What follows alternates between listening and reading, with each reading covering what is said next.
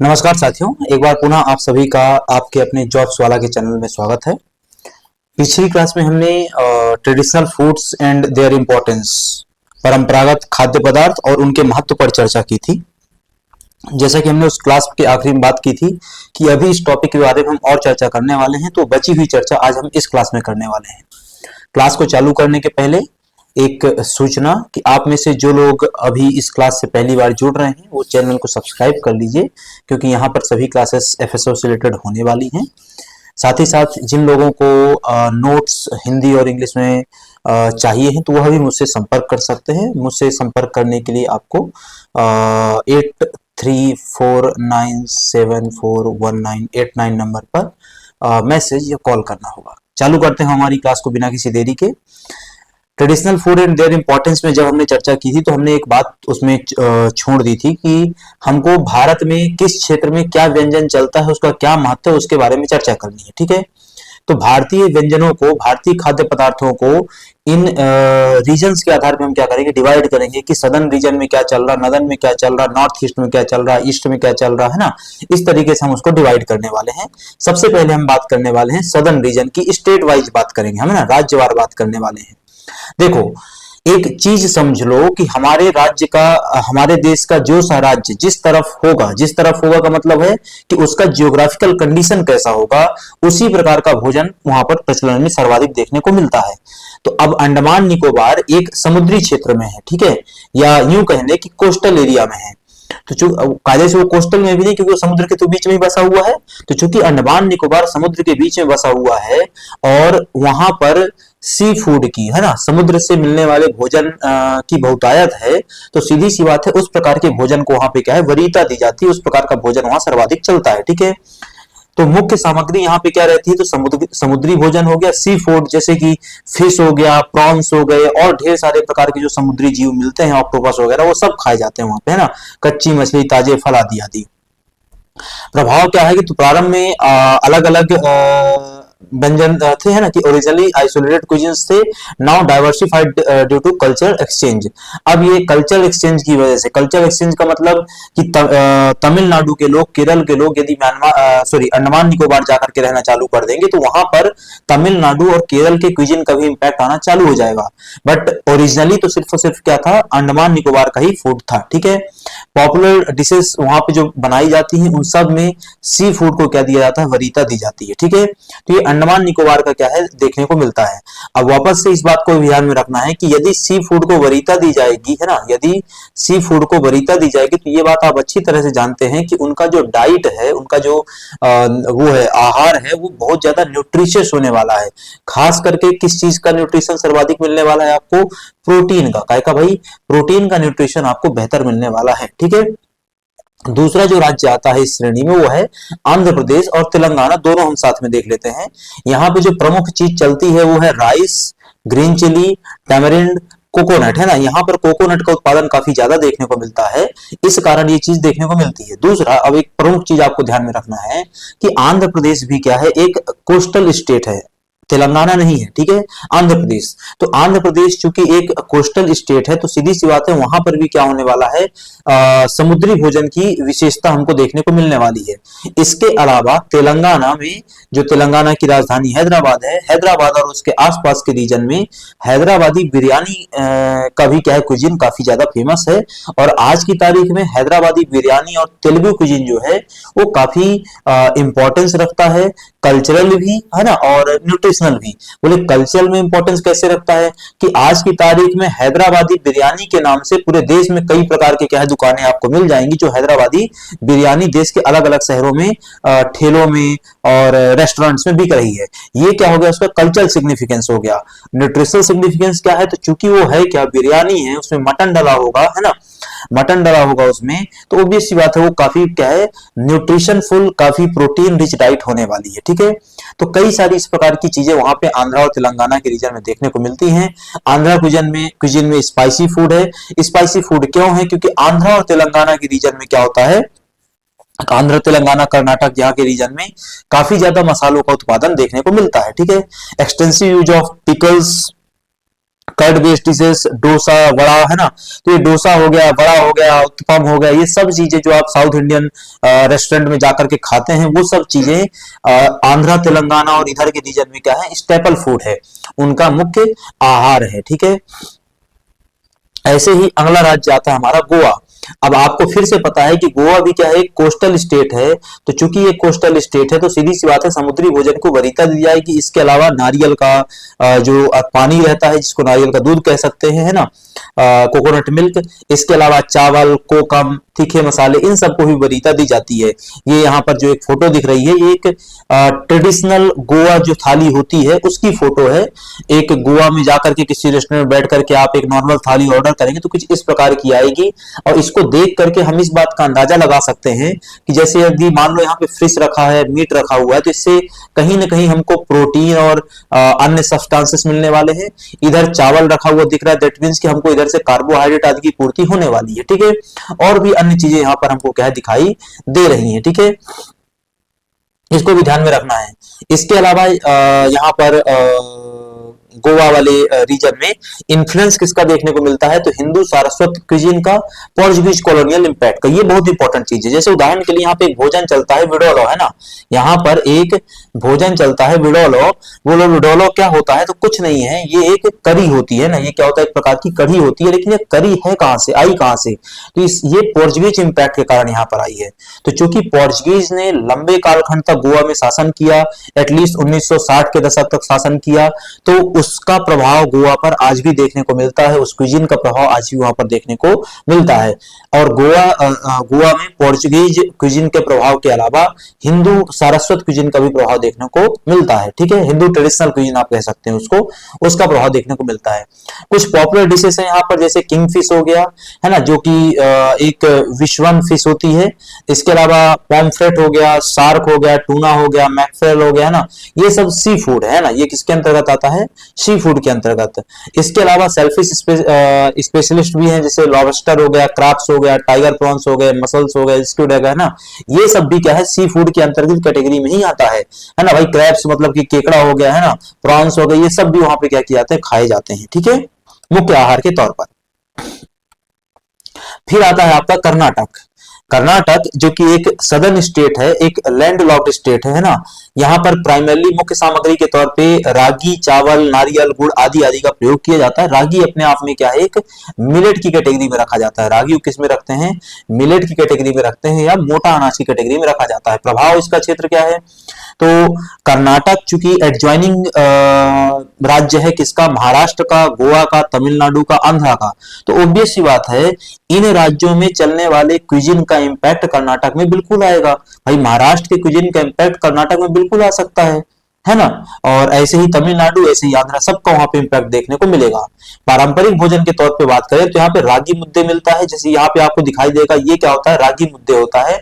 मतलब रागी जो कि एक मिलेट है, मोटा अनाज है, उससे क्या बनाया जाता है, क्विजीन बनाया जा रहा है। ठीक है, तो रागी मुद्दे हो गया, ऐसे ही चिरोती हो गया, है ना, इडली बड़ा हो गया, जलारा रोटी हो गई, सैंडी झूली हो गई, अक्की रोटी हो गई, बिसी बेले भात हो गया, खारा भात हो गया, है ना, ऐसे ढेर प्रकार के क्विजीन वहां पर देखने को मिलते हैं।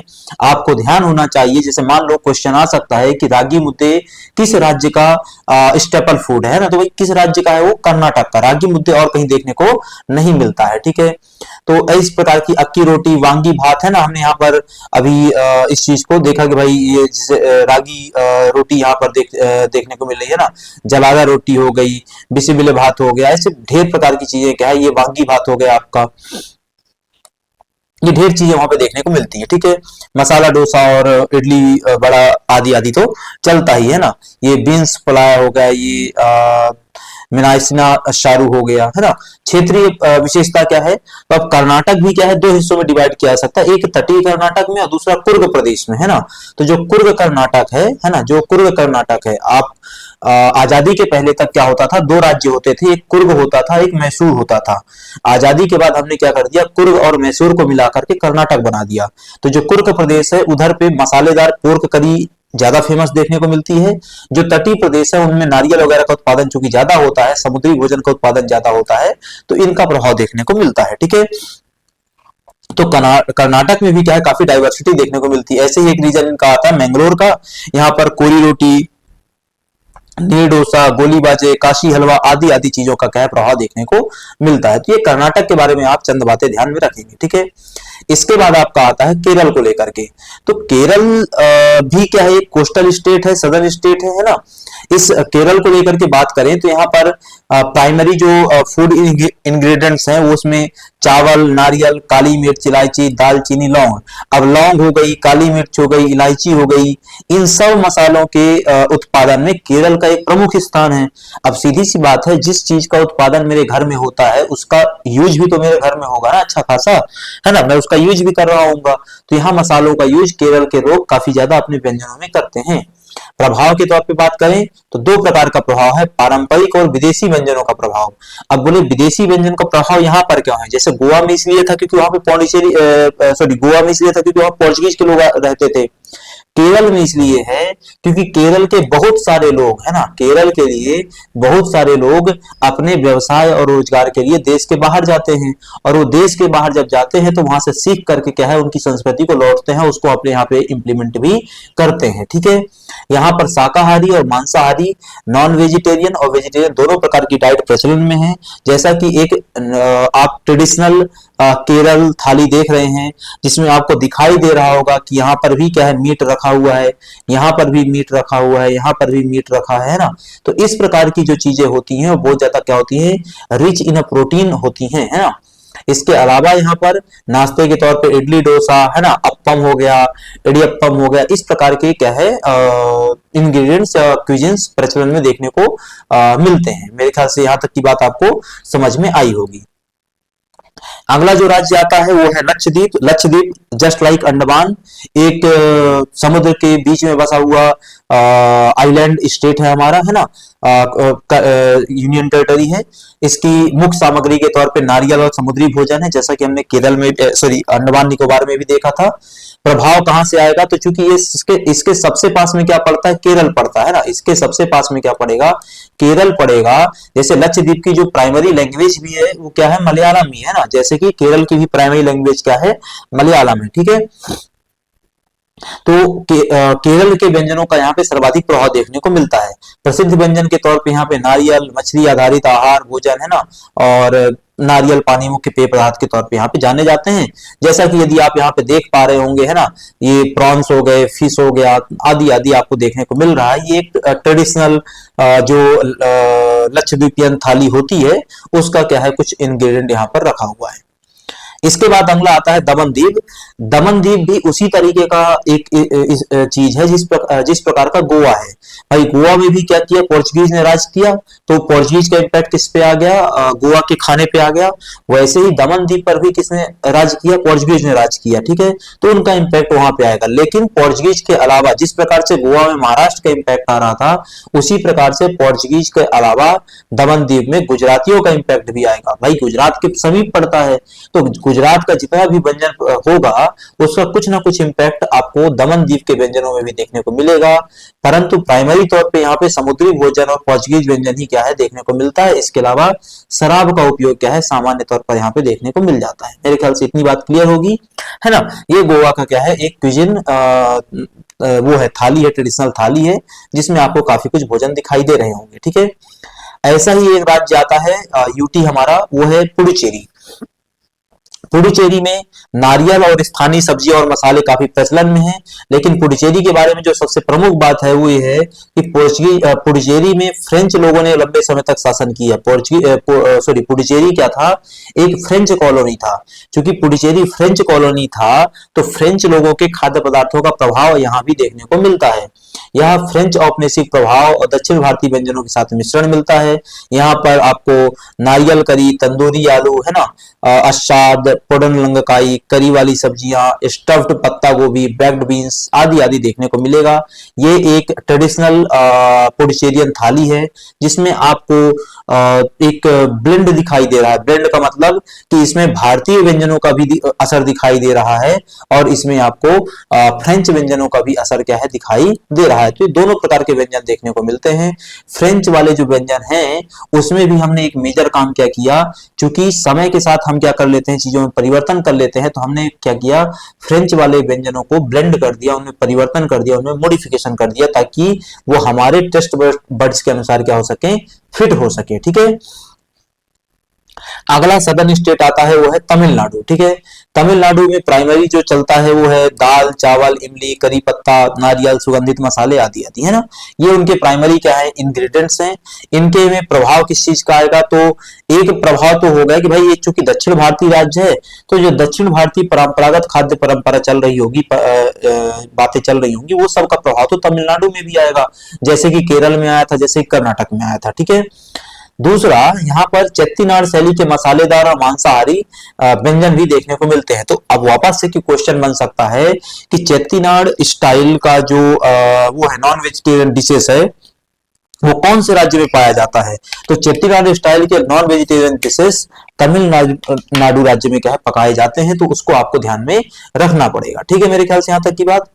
इसमें वेजिटेरियन डिशेस को लेकर के बात करें तो rice, legumes, dairy based dishes आदि आदि देखने को मिलता है। ऐसे ही नॉन वेजिटेरियन में चेट्टीनाड क्विजीन्स हो गया, known for its spicy preparations.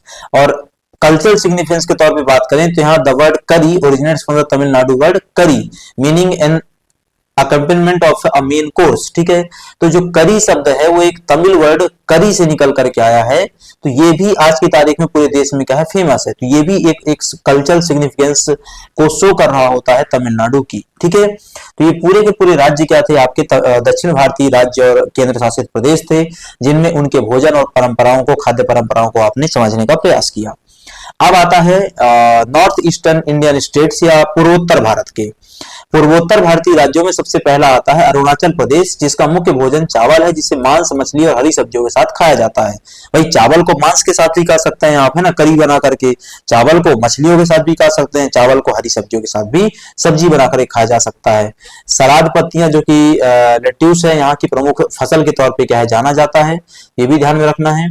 पत्तों में लपेट करके बनाए गए उबले हुए चावल के केक एक लोकप्रिय नाश्ते के तौर पर भी यहाँ पे प्रयोग में किए जाते हैं। अब वापस से इस चीज को समझो कि जिस प्रकार से सदर्न इंडियन स्टेट्स में एक प्रकार का इंपैक्ट है ना, एक प्रकार की चीज लगभग सभी राज्यों में देखने को मिल रही थी, जैसे इडली वड़ा और मसाला डोसा आदि लगभग सभी राज्यों में मिल रहा था, उसी प्रकार से नॉर्थ ईस्ट स्टेट्स में सब में एक प्रकार का कॉमन इंपैक्ट देखने को मिलेगा। वो एक प्रकार का कॉमन इंपैक्ट क्या है, तो चाइनीज इन्फ्लुएंस देखने को मिलेगा। क्या मिलेगा इसमें, चाइनीज इन्फ्लुएंस भोजन में देखने को मिलेगा ही मिलेगा। ठीक है, यहाँ पर थुक्पा चलता है ना, यहाँ पर क्या चलता है, थुक्पा चलता है। ये जो थुक्पा क्या है, तो एक नूडल बेस्ड सूप होता है, जो कि अरुणाचल प्रदेश की मोनपा जनजाति के लोगों के बीच में काफी प्रसिद्ध है। ठीक है, तो ध्यान में रखना है थुक्पा क्या है, बोले थुक्पा कुछ नहीं है, एक सूप है। ये सूप किससे बना होता है, नूडल्स से बना होता है। इस पर एग्जैक्टली किनके बीच में फेमस है, तो मोनपा जनजाति के बीच में काफी फेमस है। ठीक है, इसके अलावा यहाँ पर पांटा इलिश चलता है। बोले ये पांटा इलिश है क्या, तो फर्मेंटेड चावल और तली हुई मछली का एक मिश्रण होता है। तो यदि आपके पास फर्मेंटेड चावल हैं तो उनको आप मछली के साथ तल लीजिए। मछली कौन सी होनी चाहिए, कौन सी प्रजाति की, हिल्सा प्रजाति की। ठीक है, तो हिल्सा मछली और पके हुए चावल का जो एक मिश्रण होता है, उसको यहाँ पर अरुणाचल प्रदेश में पांटा के नाम से जाना जाता है। ठीक है, ये एक पारंपरिक भोजन है, जिसे सूखी मछली, दाल, हरी मिर्च, अचार, प्याज के साथ क्या है, पोइला बैसाख पर्व पे क्या है, परोसा जाता है, खाया जाता है। तो ये अरुणाचल प्रदेश का क्या है, क्विजीन है। अरुणाचल प्रदेश के क्विजीन में खरजी, जैन, खूरा, तेंथुक, है ना, आइबोंग बियर, कजाकायालू, वेज मोमोज, बम्बू शूट, है ना, टोमेटो रेड चिली चटनी और खापसे, इस प्रकार के व्यंजन भी चलते हैं। किसके अलावा, थुक्पा के अलावा भी। ठीक है, तो ये आपको मेरे ख्याल से ध्यान रखना चाहिए। दूसरा आता है आपका इसी में असम, है ना। असम, यह जो असमिया भोजन है, इसमें स्थानीय जो परंपरागत भोजन है और जो बाह्य भोजन है, दोनों का प्रभाव देखने को मिलता है। भाई आप वहां जाकर के रहना चालू कर देंगे तो समय के साथ आप वहां के भोजन के बजाय अपना पसंद का भोजन पकाना चालू करेंगे, तो समय के साथ होगा क्या कि आपका भोजन वहां के भोजन के साथ मिक्स होना चालू हो जाएगा। तो ये क्या हो जाता है, बाहरी प्रभाव देखने को मिलता ही मिलता है। ठीक है, इसमें मसालों का प्रयोग कम किया जाता है। वापस से भाई, मसालों का सर्वाधिक उत्पादन कहाँ पे होता है, सेंट्रल इंडिया, सदर्न इंडिया में। मसालों का उत्पादन नॉर्थ ईस्ट में बहुत ज्यादा नहीं होता। तो चूंकि मसालों का उत्पादन नहीं होता है, तो मसालों का प्रयोग भी खाने में कम किया जाता है। ठीक है, यहाँ पर मछली हो गई, बतख हो गई, कबूतर का सेवन क्या है, नॉर्मल किया जाता है। इसमें पारंपरिक भोजन की शुरुआत क्षारीय व्यंजन से होती है और अंत में टेंगा से समाप्त होता है। जो क्षारीय व्यंजन होता है, जो बेसिक फूड होता है, बेसिक फूड का मतलब कि वो फूड जिसका पीएच मोर देन 7 है, 7 to 14 के बीच में है। ठीक है, तो जो क्षारीय व्यंजन होता है उसको हम खार कहते हैं। ऐसे ही एक हमारा जो खट्टे व्यंजन होते हैं, बिटर फूड्स होते हैं, उनको हम क्या कहते हैं, टेंगा कहते हैं। तो खार और टेंगा भोजन भी यहाँ पे परोसे जाते हैं। भोजन प्रायः किसमें परोसा जाता है, तो बेल मेटल के बर्तनों में परोसा जाता है। यहाँ पे आपको दिखाई भी दे रहा होगा, ये सभी जो थालियां हैं या बर्तन हैं, ये सब बेल मेटल के बने हुए दिखाई दे रहे होंगे। ठीक है, तो बेल मेटल का उपयोग परोसने के लिए किया जाता है। यहाँ की जो प्रमुख व्यंजन है, उस व्यंजनों की सूची की बात करें तो यहाँ पर पूरी परोसी जाती है, जिसको लूची कहते हैं ना। यहाँ पर असम में पूरी परोसी जाती है, इसको लूची कहते हैं। इसके अलावा नारिकोल लड्डू हो गए, सुजीर पिट्ठा हो गया, मशहूर बोर हो गया, तिहार खार हो गया, है ना। अभी हमने बात करी भोजन में सबसे पहले क्या खाया जाता है, खार खाया जाता है, बेसिक फूड, है ना। इसके अलावा लाब्रा, राइस, घिला पिट्ठा, मैशो टेंगो, शेवरी करदोइस, है ना, पिट्ठा। तो ये ढेर प्रकार की चीजें क्या है यहाँ पर देखने को भोजन के तौर पे मिलती हैं। अगला जो वो आता है राज्य हमारा, वो है मेघालय राज्य, नॉर्थ ईस्ट में ही, है ना। यहाँ का जो मुख्य भोजन है वो चावल ही है, लेकिन चावल को भी ये लोग उसी तरीके से खाते हैं जैसा असम के लोग, कि सब्जी के साथ या मांस के साथ, करी के साथ उसको खाया जा सकता है। ठीक है, इसमें कई प्रकार के पशुओं का मांस क्या है, नॉन वेजिटेरियन डाइट के तौर पे यूज किया जाता है, जैसे भेड़, सुअर, गाय, जंगली पक्षी, है ना। 2-3 राज्य ऐसे हैं जहां पर हमेशा शिकायत आती है कि यहाँ पे बीफ सेवन किया जाता है ना, काय का, बीफ का सेवन किया जाता है। ये जो बीफ होता है वो क्या होता है, दरअसल गाय या भैंस का मांस होता है, प्राइमरली गाय, है ना, प्रमुख तौर पे गाय। तो चूंकि गाय और भैंस का सेवन किया जा रहा है, बीफ जिसको आप कह रहे हैं, तो ये प्राइमरली कहाँ पे देखने को मिलता है, नॉर्थ ईस्ट राज्यों में देखने को मिलता है, अथवा केरल में देखने को मिलता है। ठीक है, यहाँ तक की बात। इसमें प्रसिद्ध व्यंजन क्या क्या चलता है, तो प्रसिद्ध व्यंजन के तौर पे जैसे कि आप देख रहे होंगे यहाँ पर डोकलेई हो गया, है ना, जोदा हो गया, फुकलेइन हो गया, खासी हो गया, मोमोज हो गया, पिकल्ड बम्बू शूट्स हो गए, है ना। इसके अलावा पुमालोई है ना, पुथारो है, कप्पा है, क्यात है, पुदो है। ऐसी कई प्रकार की चीजें यहाँ पर क्या है, सामान्यतः देखने को मिलती हैं। यहाँ पे एक ट्रेडिशनल सूप चलता है। ट्रेडिशनल सूप वो है क्या, दरअसल हाड़िया। और हाड़िया कुछ नहीं होता है, चावल की बनी हुई शराब होती है। तो ये हाड़िया का भी यहाँ पे प्रचलन देखने को मिलता है। इस प्रकार की ट्रेडिशनल बियर या ट्रेडिशनल शराब अलग अलग क्षेत्रों में अलग अलग चीजों से बनाई जाती है, कहीं नारियल से, कहीं चावल से, कहीं अंगूर से बनाई जाती है। ठीक है, मेघालय के बाद जो अगला राज्य आता है हमारा, वो है मिजोरम। मिजोरम को लेकर के बात करें तो यहाँ का भी कुजिन क्या है, मिक्स है, किससे, चाइनीज और इंडियन गैस्ट्रोनॉमी से। ठीक है, कि उत्तर भारतीय भोजन और चाइनीज भोजन का मिश्रण प्राइमरली कहाँ मिलता है, हमको मिजोरम में मिलता है। ठीक है, यहाँ पर भी शाकाहार और मांसाहार दोनों परोसे जाते हैं, लेकिन मांसाहार का प्रचलन यहाँ पर ज्यादा देखने को मिलता है। इनमें प्रसिद्ध व्यंजन के तौर पर बात करें तो एक बाई होता है, जैसे मीजो बाई लिखा हुआ है, तो ये बाई होता है, ये दरअसल है क्या, मीजो बाई, तो उबले हुए बांस के अंकुरित पालक, अंकुर और पालक और सुअर का मांस दिख भी रहा होगा आपको इसमें। ठीक है, कि यह उबले हुए बांस के क्या है, कुछ अंकुरित हिस्से हैं। इसके अलावा इसमें सुअर का मांस या पोर्क मीट आप कह लीजिए उसको, है ना, क्या कह सकते हैं हम उसको, पोर्क मीट कह सकते हैं। तो पोर्क मीट हो गया, और इसके अलावा क्या आ जाता है उसी में, तो उसी में पालक भी आ जाता है। तो ये प्राइमरी तौर पर क्या है, वहां पे यूज किया जाता है। अब ये जो यूज किया जा रहा है, अब ये जो यूज किया जा रहा है आपका मीजो बाई, इसके अलावा मीजो दाल, बम्बू शूट फ्राई, है ना, 5, इसके अलावा मीसा माच पूरा, है ना, कॉलीफ्लावर स्टॉक बाई, मीजो वक्सा, है ना, हमाचा रावत, मीजो चाव। तो ये सब भी यहाँ पे यूज किया जाता है। एक भी सिंगल फूड ऐसा नहीं है जिस पर चाइनीज इन्फ्लुएंस ना हो। नॉर्थ ईस्ट के जितने भी राज्य हैं उनके फूड में सब में इंडियन के साथ साथ चाइनीज इन्फ्लुएंस देखने को मिलेगा ही मिलेगा। ठीक है, तो इस बात को भी आपको ध्यान में रखना है किसके रिस्पेक्ट में, मिजोरम। नॉर्थ ईस्ट का जो अगला राज्य है हमारा वो है सिक्किम। सिक्किम के क्विजीन को लेकर के बात करें तो यहाँ पर आपको 3 संस्कृतियों का इंपैक्ट देखने को मिलेगा। कौन कौन? तो जो सिक्किम है ना, जो सिक्किम है वो 3 तरफ से 3 लोगों से घिरा हुआ है। एक तरफ वो आपका चूंकि भारत का हिस्सा है तो भारत से तो घिरा ही हुआ है, ठीक है। दूसरी तरफ नेपाल से, तीसरी तरफ भूटान से वो घिरा हुआ है। तो चूंकि इंडिया, नेपाल और भारत तीनों का प्रभाव आ रहा है, इस कारण वहां पर नेपाली, भूटिया और लेप्चा संस्कृति का प्रभाव देखने को मिलता है।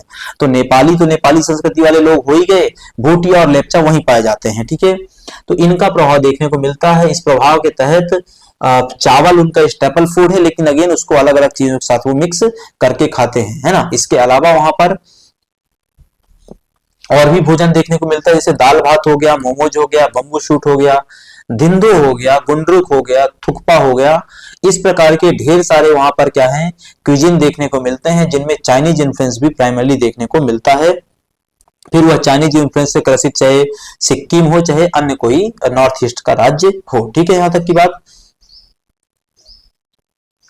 अगला जो राज्य आता है वो है मणिपुर, है ना। मणिपुर को लेकर के हम बात करें तो the cuisine is simple, natural and healthy. आसान भोजन रहता है, पचने योग्य रहता है ना। Dishes are spicy with chili peppers widely used. तो चिली पेपर्स के अत्यधिक प्रयोग के कारण, है ना, चिली पेपर के अत्यधिक प्रयोग के कारण, है ना, यहाँ पे जो डिशेस होती हैं वो काफी स्पाइसी होती हैं। एक बात। दूसरा कि the staple diet includes rice, green leafy vegetables and fish. Many households cultivate vegetables and rear fish, है ना। जैसे उदाहरण के लिए यहाँ पे जो कॉमनली यूज प्रोडक्ट रहता है, क्विजिन रहता है, उसको हम क्या बोलते हैं, उमरॉक। ये उमरॉक क्या है, तो किंग चिली और घोस्ट चिली, है ना। तो उमरॉक क्या है, एक मिर्च है जो कि जिसको किंग चिली कहा जाता है, उसी को हम घोस्ट चिली कहते हैं। वह मणिपुर के व्यंजनों में काफी प्राइमरली क्या है, यूज किया जाता है। ठीक है, यहां तक की बात मेरे ख्याल से। इसके बाद जो अगला राज्य आता है आपका नॉर्थ ईस्ट का वो है नागालैंड। नागालैंड को बात करें तो Nagaland is known for it's meat based dishes cooked with minimal ingredients. तो कम से कम मसाले डाल करके, कम से कम एडिशनल चीजें डाल करके यदि आप मांस को पका करके यूज कर ले रहे हैं तो ये प्राइमरली कहाँ देखने को मिलता है, नागालैंड में। कॉमन इंग्रेडिएंट्स इनके क्या होते हैं, तो फर्मेंटेड बम्बू शूट्स हो गए, है ना, जिससे यहाँ पे दिख रहा है बम्बू स्ट्रीम्ड फिश हो गया, है ना। इसके अलावा पोर्क विथ बम्बू शूट हो गया, रोस्टेड इंटेस्टाइन्स हो गया, है ना। इंटेस्टाइन किसका, ये आंत है, किसका आंत होगा, या तो पोर्क का होगा या बीफ का होगा। ठीक है, इसके अलावा dog meat is considered delicacy, है ना। इसके अलावा यहाँ पर मतलब डॉग मीट चलता है, काफी प्रचलन में है कुत्ते का मांस खाना यहीं पर, इसी कारण हॉट डॉग जैसी चीजें भी चलती हैं, है ना। इसके अलावा यहाँ पे fermenting, drying, smoking meats are preferred over frying. तो अब वापस से कि फूड प्रोसेसिंग की कई मेथड्स होती हैं, इनके बारे में हमने बेसिक चर्चा पिछली क्लासेस में की हुई है, डिटेल से चर्चा हम आगे करेंगे। तो फर्मेंटिंग एक मेथड होता है फूड प्रोसेसिंग का, मीट की प्रोसेसिंग का। एक मेथड होता है कि उसको सुखा लो, एक मेथड होता है कि उसमें धुआं दे दो। ये तीनों मेथड यहाँ पे क्या प्रिफर किए जाते हैं और एक मेथड प्रिफर नहीं किया जाता जो कि उत्तर भारत में सर्वाधिक प्रिफर किया जाता है। जो यहाँ पे प्रिफर नहीं किया जाता वो फ्राइंग है, और ये फ्राइंग का मेथड उत्तर भारत में मीट प्रोसेसिंग के लिए काफी प्रसिद्ध माना गया है। ठीक है, यहाँ पर आपको प्राइमरी तौर पे बात करें तो राइस बियर, चेरी वाइन देखने को मिलता है, बीन्स मिक्स देखने को मिलता है, टोमेटो चटनी हो गया, है ना, काट पिट्ठा, स्मोक पोर्क स्ट्यू हो गया, ऐसी कई प्रकार की चीजें यहाँ पर आपको देखने को मिलती हैं। ठीक, इसके बाद जो आपका यहां से नागालैंड के बाद अगला राज्य आता है वो आपका क्या है, त्रिपुरा है। त्रिपुरा के व्यंजन को लेकर के बात करें तो अगेन उसी प्रकार से यहाँ पर भी प्रभाव सब कुछ देखने को मिलेगा जैसा आपको बाकी राज्यों में नॉर्थ ईस्ट के देखने को मिल रहा था। इस त्रिपुरा के व्यंजन में, त्रिपुरी व्यंजन में टिपरा, रियांग, जमातिया, नोतिया और उचोई समुदाय का, ये सब क्या है, एसटी कम्युनिटीज हैं। इन एसटी कम्युनिटीज का प्रभाव त्रिपुरा के व्यंजनों में प्राइमरली देखने को मिलता है। ये एसटी कम्युनिटी कौन कौन है, तो टिपरा है, रियांग है, जमातिया है, नौतिया है और उचोई, है ना। इनका प्रभाव देखने को मिलता है। ये त्रिपुरा का जो व्यंजन है ये शाकाहारी मांसाहारी दोनों प्रकार का होता है। यदि ये मांसाहारी है तो इसमें पोर्क हो गया, चिकन हो गया, मटन हो गया, है ना। इसके अलावा कछुआ हो गया, मछली, झींगा, केकड़ा, मेढक, ये सभी को क्या है प्राइमरली यूज किया जाता है। इनके यहाँ का जो सबसे ज्यादा फेमस व्यंजन है वो क्या है, थुक्पा है ना, इनके यहाँ का जो सबसे ज्यादा फेमस व्यंजन है वो क्या है, थुक्पा है। ये जो थुक्पा त्रिपुरा का सबसे फेमस व्यंजन माना जाता है, वही थुक्पा आपको यहाँ पर ऊपर भी देखने को मिल जाएगा कई सारे राज्यों में। ठीक है, यहाँ तक की बात। चलिए अगला राज्य चलते हैं, त्रिपुरा के बाद जो हमको देखना है वो है हमारे उत्तर भारतीय व्यंजन। उत्तर भारतीय राज्यों में सबसे पहला राज्य जो आता है वो हमारा जम्मू कश्मीर है।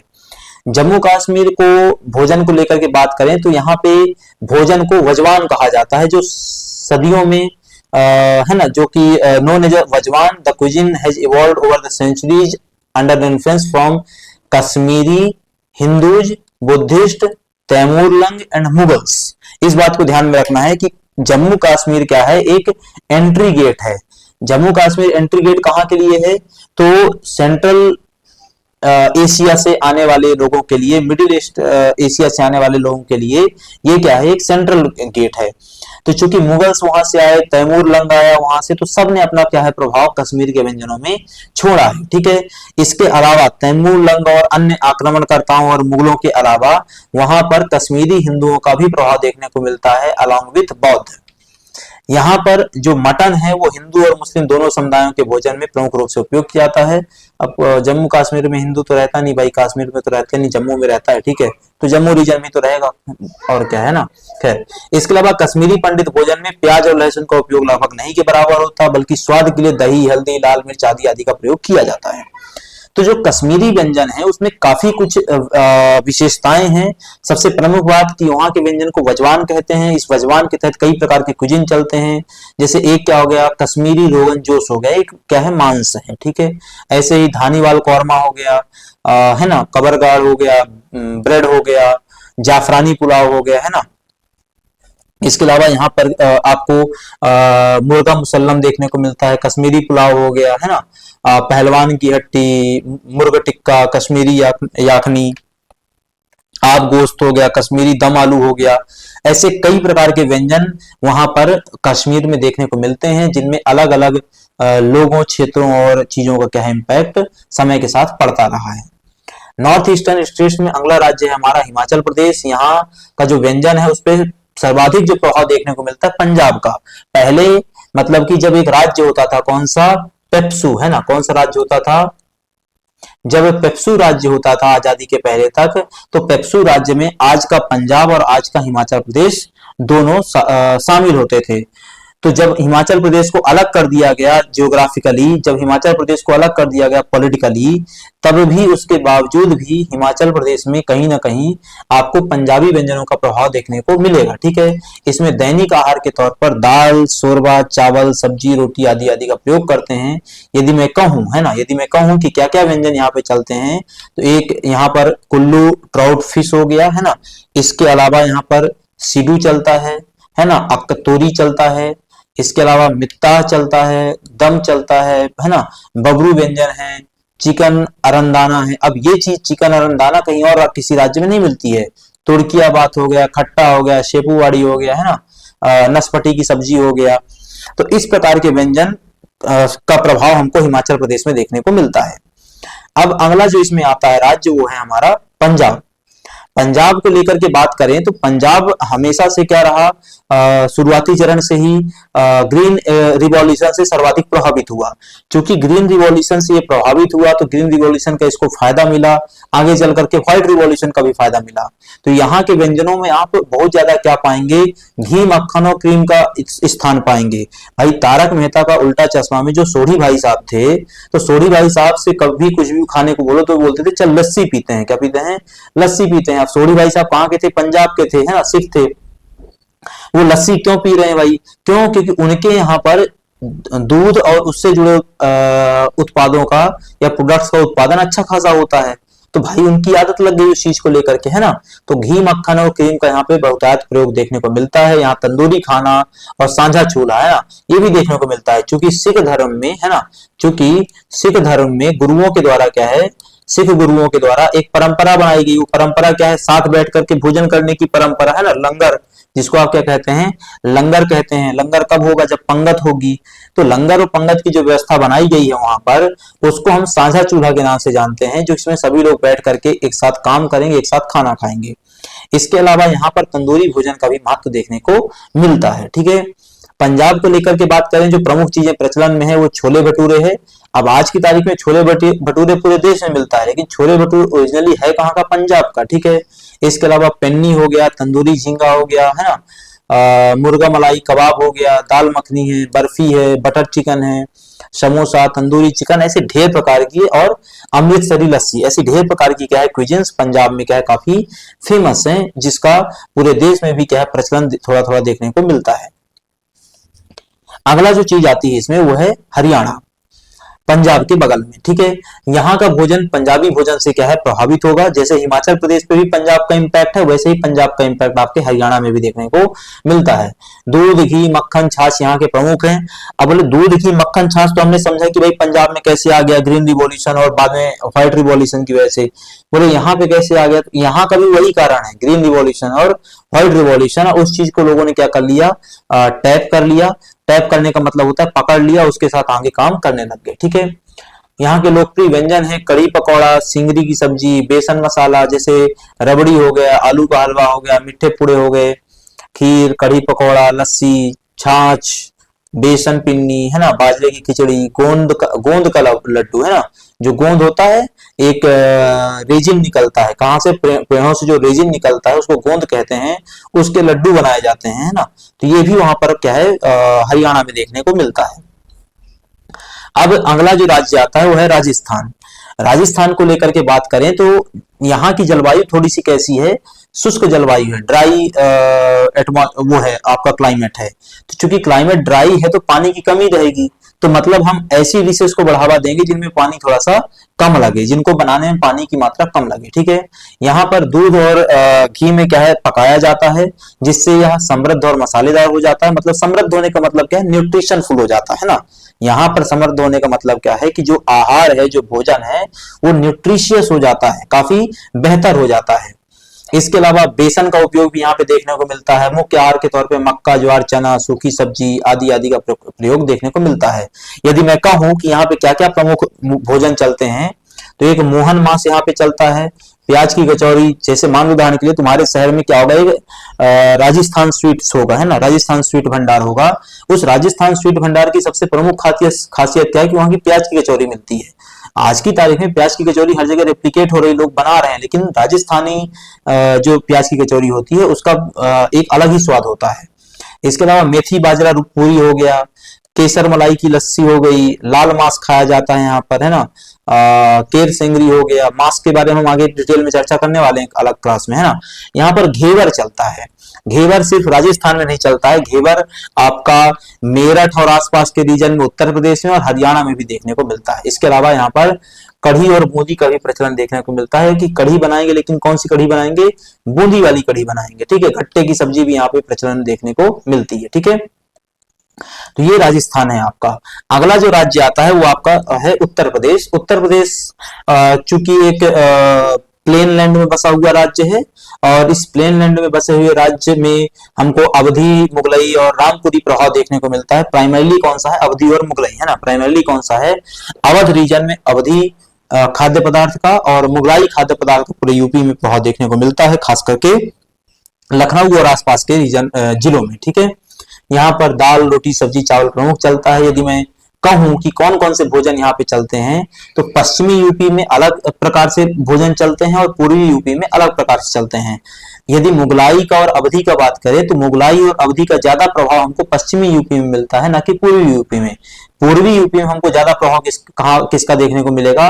बिहार और झारखंड और उड़ीसा का देखने को मिलेगा, ना कि इधर वाले पोर्शन का। ठीक है, यहाँ पर प्रमुख तौर पे लखनवी चिकन बिरयानी है, बरवन अचारी बैगन है ना, वेज कोफ्ता करी है, खस्ता कचौरी, ठंडाई चलता है यहाँ पर, गुजिया, कढ़ी चावल, पान, मलाई, है ना, आगरे का पेठा, ये सब आपने मेरे ख्याल से खाया भी होगा, है ना। वेज कोफ्ता करी हो गया, तो ये काफी क्या है फेमस है। और शाकाहार मांसाहार दोनों चलते हैं, जैसे आप यहाँ पे देख रहे हैं कबाब वगैरह भी यहाँ पर काफी फेमस है ना। इसके बाद आपका आ जाता है उत्तराखंड। उत्तराखंड राज्य को लेकर के बात करें तो एक पहाड़ी राज्य है, अलग प्रकार का क्लाइमेट है, और यहाँ पर दो चीजों का प्रभाव आता है, एक गढ़वाल रीजन का और दूसरा किसका आता है, कुमाऊं रीजन का। पारंपरिक रूप से यहाँ पर क्या है, लकड़ी की आग पर भोजन पकाया जाता रहा है, क्योंकि ये जंगली प्रदेश है ना, पहाड़ी प्रदेश है। लकड़ी की में ये भोजन पकाने की परंपरा लंबे कालखंड से यहाँ पे चली आ रही है, जिसमें प्रमुख आहार के तौर पे, स्टेपल फूड के तौर पे ये लोग चावल और मांस का ही उपयोग करते हैं।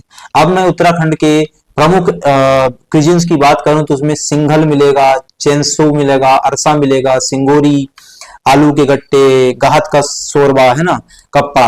देखने में क्या मिल रहा है, लेशू हो गया, है ना। देखने में क्या मिल रहा है कि शाकाहार और मांसाहार दोनों प्रकार के भोजन को यहाँ पे क्या है, महत्व दिया जाता है। दोनों प्रकार के भोजन करने वाले लोग आपको यहाँ पे मिल जाएंगे, ठीक है। इसके बाद आता है अपना प्यारा मध्य प्रदेश। मध्य प्रदेश में हम भोजन को दो हिस्सों में डिवाइड कर सकते हैं, एक उत्तर पश्चिम हिस्सा पूरा का पूरा, और दूसरा आ जाता है हमारा दक्षिण पूर्वी हिस्सा, ठीक है। दक्षिण पूर्वी हिस्से में चावल और मछली आधारित व्यंजन देखने को मिलता है, जबकि उत्तर पश्चिम हिस्से में चावल के बजाय क्या है, गेहूं को प्रायोरिटी दी जाती है, ठीक है। तो किसी क्षेत्र में गेहूं है, किसी क्षेत्र में चावल को प्रायोरिटी दी जाती है। लेकिन यदि आप ग्वालियर चले जाएंगे तो वहां पर डेयरी उत्पादों को वरीयता दी जाती है। क्यों ऐसा होता है कि भाई मुरैना, मध्य प्रदेश का मुरैना जिला ऐसा जिला है जहां पर सर्वाधिक भैंसें पाई जाती हैं, ठीक है। ये भी एक फैक्ट है अपने आप का। तो चूंकि भैंसें पाई जाती हैं, सीधी सी बात है दूध का उत्पादन भी उस पूरे क्षेत्र में, मुरैना, भिंड, यहाँ के पूरे चंबल क्षेत्र में दूध का उत्पादन अच्छा खासा होगा, जो कि सेंट्रल इंडिया का कोर पोर्शन हो गया। तो जब दूध का उत्पादन और उससे जुड़े पदार्थों का उत्पादन बड़ी आसानी से हो रहा है, तो सीधी सी बात है उसको बढ़ावा भी दिया जाएगा, है ना। भोपाल में आएंगे तो रोगन जोश, कोरमा, कीमा और मालवा क्षेत्र का प्रभाव देखने को मिलता है ना। अब यदि हम बात करें मध्य प्रदेश के प्रमुख भोजनों को लेकर के, तो रोगन जोश हो गया, जलेबी, पाया सूप हो गया, है ना, भुट्टे की चीज हो गई। एक जो चीज हमारे यहाँ काफी फेमस है वो क्या है, पोहा, है ना। पोहा को किसके साथ सर्व किया जाता है, जलेबी के साथ। इसके अलावा मावा गुजिया हो गई, दाल बाटी हो गई, है ना। देखो दाल बाटी सिर्फ हमारे यहाँ पे नहीं चलती है, ये पूरे के पूरे मालवा क्षेत्र में चलती है, और मालवा क्षेत्र सिर्फ एमपी में नहीं है, ये राजस्थान में भी है, ठीक है। लेकिन एमपी में तो मालवा क्षेत्र में काफी प्रभाव देखने को मिलता है दाल बाटी का, ठीक है। तो ये आपको ध्यान में रखना है।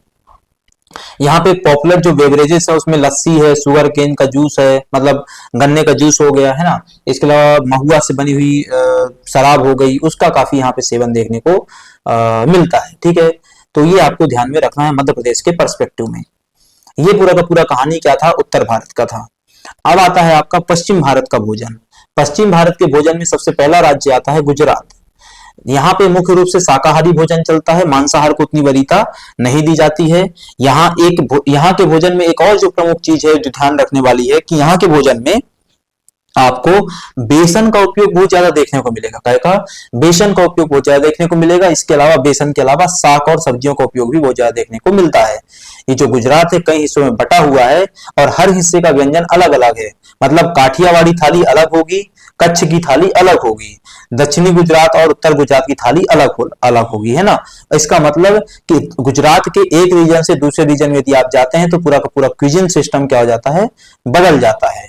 जैसे उदाहरण के लिए गर्मियों में यहाँ पे केरी नोरस, है ना। केरी नोरस का मतलब आम का जूस या आम का रस या आम का गूदा क्या प्रयोग किया जाता है ना। यहाँ पर पात्रा हो गया, फाफड़ा हो गया, दाल ढोकली हो गई, खांडवी हो गई, थेपला हो गया, डोकला हो गया, है ना। जेठा जी को आपने देखा होगा थेपला खाते बैठे रहते हैं। कभी वो थेपला किसी फ्लेवर खाते हैं, कभी दूसरे फ्लेवर का खाते हैं। थेपला, ढोकला, है ना। और जलेबी उनका काफी वो है, फाफा जलेबी उनका काफी फेमस है ना, काफी प्रिय है फाफा जलेबी जेठालाल जी को। तो वापस से कि इस प्रकार की चीजें जिनमें बेसन का उपयोग काफी ज्यादा होता है गुजरात में वो सब देखने को मिलता है ना। इसके अलावा वहां पर बासुंदी भी देखने को मिलती है। बासुंदी कुछ नहीं है, खीर होती है बासुंदी, है ना। इसके बाद गुजरात के बाद पश्चिमी भारत में अगला राज्य आता है वो है महाराष्ट्र। यहाँ का भोजन जो है हल्का होता है, बहुत गरिष्ठ भोजन नहीं किया जाता, लेकिन मसालेदार होता है। क्यों भाई, क्योंकि महाराष्ट्र और कर्नाटक वाले रीजन में मसालों का उत्पादन अच्छी खासी मात्रा में होता है। तो जब मेरे यहाँ उत्पादन हो रहा है तो मैं खाऊं क्यों नहीं उसको, ठीक है। अब वापस से यहाँ पर महाराष्ट्र में दो प्रकार के प्रभाव देखने को मिलेंगे। क्योंकि महाराष्ट्र एक कोस्टल स्टेट है, तो कोस्टल रीजन में, तटीय क्षेत्र में कोंकणी भोजन का प्रभाव देखने को मिलता है। इसी कोंकणी भोजन का प्रभाव गोवा में भी देखने को मिलता है, ठीक है। इसके अलावा ऐसे राज्य का ऐसा हिस्सा जो मेनलैंड में है, जिसका कोस्टल रीजन से संबंध नहीं, जैसे नागपुर, सतारा, यहाँ का तमाम का रीजन है ना, तो यहाँ पर किसका प्रभाव देखने को मिलेगा? वराड़ी भोजन का, जिसको हम कह सकते हैं विदर्भ क्षेत्र में प्रभाव देखने को मिल रहा है, ठीक है। तो कोंकणी भोजन जो कि गौड़ सारस्वत ब्राह्मण, गोवा में जब हमने पढ़ा तब भी हमने देखा था कि गोवा में गौड़ सारस्वत ब्राह्मणों का भोजन का प्रभाव देखने को मिलता है, जो कि वेजिटेरियन होता है। तो कोंकणी भोजन हो गया मालवाड़ी और गोवन भोजन से भी क्या है, प्रभावित होता है। जबकि यदि आप आंतरिक क्षेत्र में, मतलब विदर्भ क्षेत्र में बात करेंगे तो वराड़ी भोजन का प्रभाव देखने को मिलता है, ठीक है। इनके भोजन में यदि प्रमुख तौर पे बात करें तो जैसे कोकम होता है। कोकम क्या है? तो ये कोकम गहरे बैंगनी रंग का फल होता है, जिसका स्वाद क्या है, मीठा खट्टा होता है। ऐसे ही पन्ना हो गया, जो कि कच्चे आमों को उबाल करके बनाया गया विदेश कानून पेय है। इसको कई बार पन्ना कहते हैं। हमारे क्षेत्र में, जैसे मैं बघेलखंड क्षेत्र का हूं, तो इसको पन्ना कहा जाता है। आम को, कच्चे आम को क्या कर लो, आग में भून लो और बाद में उसमें से रस निकाल करके उसको निचोड़ करके बढ़िया पानी में शक्कर के साथ मिला करके या गुड़ के साथ मिला करके या नमक के साथ मिला करके पी जाओ, उसको पन्ना कहते हैं। यहाँ पे महाराष्ट्र में उसको पन्ना कहा जाता है। ऐसे ही क्या हो जाता है, कोकम हो जाता है, ठीक है। तो इनका प्रभाव देखने को मिलता है। महाराष्ट्र के हम क्यूजिन्स की बात करें तो जो सबसे प्रमुख स्टेपल फूड के तौर पे प्रयोग होता है क्यूजिन, उसमें क्या है, वड़ा पाव है ना। इसके अलावा भी बहुत कुछ वहां पे देखने को मिलता है। जैसे आप मोदक वहां पे काफी ज्यादा देखेंगे। गणेश चतुर्थी में हम बात करें तो गणेश जी की जो हम स्थापना और पूजा करते हैं, उस परंपरा की शुरुआत महाराष्ट्र से हुई थी, तिलक जी के द्वारा की गई थी। बाद में हर जगह स्प्रेड हो गया। तो हमको पता चला कि भाई गणेश जी को सर्वाधिक क्या पसंद है, मोदक पसंद है। ये बात हमको किसने बताई? मराठियों ने बताई, महाराष्ट्र वाले लोगों ने बताई। क्यों? क्योंकि उनके यहाँ पे ये चीज काफी बनाई जाती थी, है ना। ऐसे ही यहाँ पे मट्ठा हो गया, है ना। इसके अलावा पंडारा रस्सा हो गया, झुमका भाकरी हो गया, पूरी सब भाजी हो गया, है ना, वरण भात हो गया, श्रीखंड है, थाली पीठ है, आम रस है। ये सब चीजें यहाँ पे क्या देखने को मिलती है। साबूदाना बड़ा हो गया, ठीक है। तो ये महाराष्ट्र का क्या होता है, ट्रेडिशनल परंपरागत भोजन होता है, उसको आपको ध्यान में रखना है मेरे ख्याल से, ठीक है। अगला जो रीजन आता है वो आता है पूर्वी भारत। पूर्वी भारत में जो पहला राज्य आता है वो है बंगाल। अब संयुक्त बंगाल प्रांत जो पहले होता था, जिसको डिवाइड करके पूर्वी बंगाल और पश्चिमी बंगाल बनाया गया। पश्चिमी बंगाल आज का पश्चिम बंगाल कहलाता है और पूर्वी बंगाल आज का बांग्लादेश कहलाता है। इन पूरे रीजन का, इस पूरे रीजन का जो क्यूजिन है वो लगभग सेम प्रकार का है। मतलब बांग्लादेश और हमारे पश्चिम बंगाल के क्यूजिन में बहुत ज्यादा डिफरेंस आपको देखने को नहीं मिलेगा, ठीक है।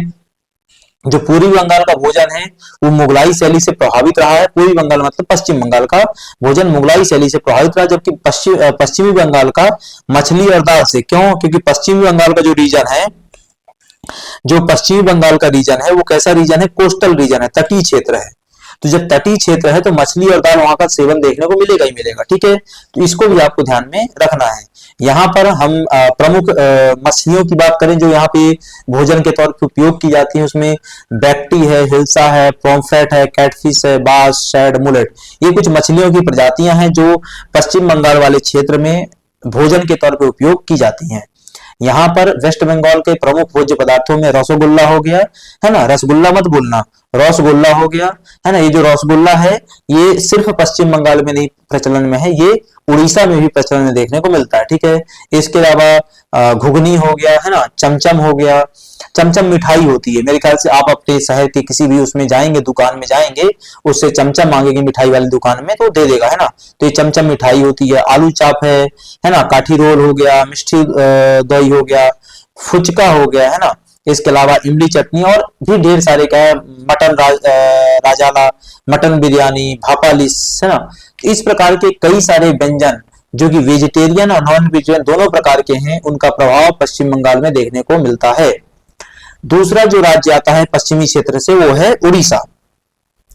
उड़ीसा को लेकर के बात करें तो अगेन दो प्रकार से, कि उड़ीसा का एक मेजर हिस्सा कोस्टल है ना, मेजर हिस्सा क्या है, कोस्टल है, और एक मेजर हिस्सा क्या है, इनर रीजन में बसा हुआ है। तो जो कोस्टल है वहां पे आपको समुद्री भोजन का प्रभाव देखने को मिलेगा, है ना। यहाँ पे लोकप्रिय मांसाहारी व्यंजन में मछली है, केकड़ा है, झींगा है, चिकन है, मटन है, इसका प्रभाव देखने को मिलता है। इसके अलावा यहाँ पर पंचफोरन मतलब 5 मसालों का मिश्रण का उपयोग दाल और सब्जियों के तड़के के लिए उपयोग किया जाता है ना। ध्यान में रखना है शब्द क्या ना है वो पंचफोरन। बोले पंचफोरन क्या होता है, तो उड़ीसा में 5 मसालों का मिश्रण होता है जिसको हम खाने में प्रयोग करते हैं। ठीक है, इसके अलावा यहाँ पर पाखला होता है।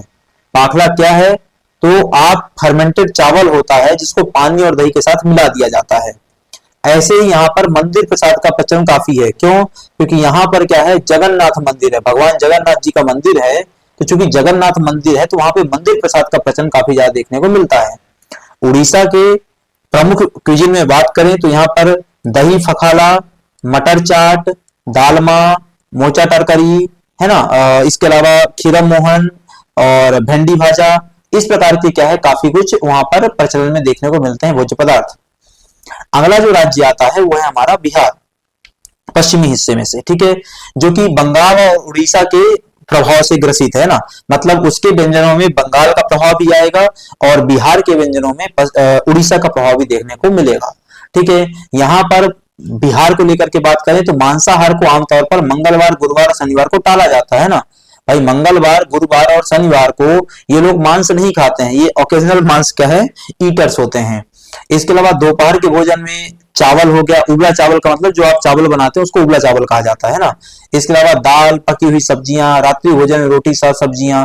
अब बिहार को लेकर के बात करें तो जो प्राइमरी यहाँ पे फूड है वो किस प्रकार का देखने को मिलता है, तो वेजिटेरियन डाइट यहाँ पे ज्यादा देखने को मिलती है, नॉन वेजिटेरियन कम देखने को मिलती है as compare to the vegetarian diet. ठीक है, यहाँ पर जो प्रमुख वो प्रचलन में है भोजन वगैरह, उसमें आपको खूबी कलाई मिल जाएगा है ना, कड़ी बारी मिल जाएगा, तिल कुट मिल जाएगा, चिकन तंदूरी, खुरमा, खाजा, बिहारी खिचड़ी है ना, लिट्टी चोखा, ये सब देखने, फिश करी हो गया, सत्तू पराठा हो गया है ना। सत्तू समझते हो, जौ और चने को मिला करके पिसवा लिया जाता है, फिर उसको क्या करते हैं हम खाते हैं, उसको सत्तू कहते हैं। तो सत्तू का भी प्रभाव यहाँ पे देखने को मिलेगा। सत्तू पराठा, आलू भुजिया, रायता, चटनी, ये सब का है प्रभाव देखने को मिलता है। इसके अलावा बेल से गूदे से बना शरबत पिया जाता है। बेल मतलब कि वुड एप्पल, वुड एप्पल मतलब कि जो बेलपत्र तुम भगवान शंकर को चढ़ाते हो वही उसका जो फल होता है ना, उसको वुड एप्पल बोलते हैं।